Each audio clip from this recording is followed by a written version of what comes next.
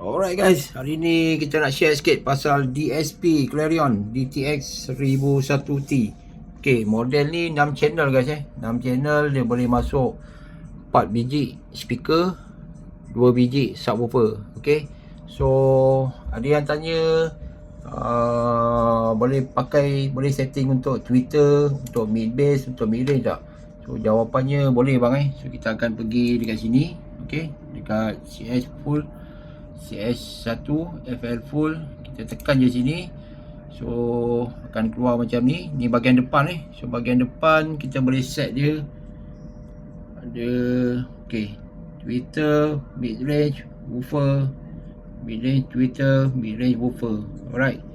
So bahagian belakang, okay, belakang tak ada lah kita dah set. Okay, ni bahagian speaker belakang, tweeter atau woofer. Woofer ni mid bass okay, bukan subwoofer okay, untuk center tweeter, mid range, tweeter. So untuk subwoofer kiri kanan lah. Alright, so kau boleh setting dekat sini. Ini kita sambung USB kita pakai USB cable. Okay, USB connected.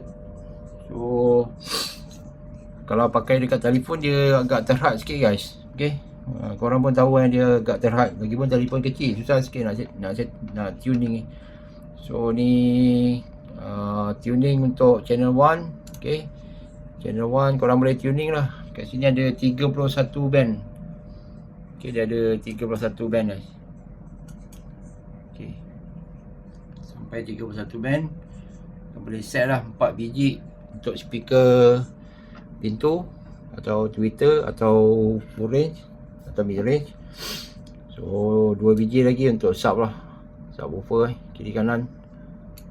Okay, so mana yang tak dapat pakai laptop, set pakai telefon, dia agak terhad sikit guys. So saya cadangkan korang pakai laptop lah ataupun pakai PC So dekat sini kita boleh set up lah. Ada banyak setup lagi. Right. Bila korang dah setting, jangan lupa file, save. Okay, kena save guys. Dah setting kena save guys. So korang boleh setting lah kat sini. Okay, dia sound 3, 4, 5, 6. Yang ni yang belum setting lah, original dia. So yang ni yang saya dah setting je SQ1, SQ2.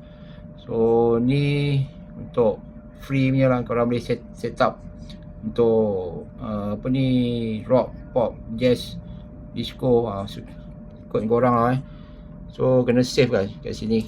Dah save.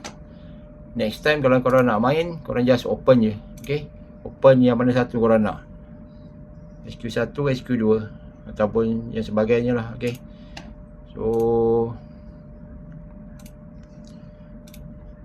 alright, kita pergi ke mixer. Okay, ni mixer. Semua korang boleh adjust ni dia punya volume lagi boleh turun naik Alright. Okay, ni delay untuk time element. So time element korang kena buat ukuran lah, buat kira-kira. Bahagian depan ni kiri sebelah sini sebelah sini nak berapa, pergi ke sini. Okay, tarik pergi ke sini, pergi ke driver. So korang kena pandai ni, kena tune. Okay guys, so just nak bagi tahu ni je yang tuning sini boleh setting. So dia memang boleh setting guys untuk tweeter, mid range, woofer. Alright.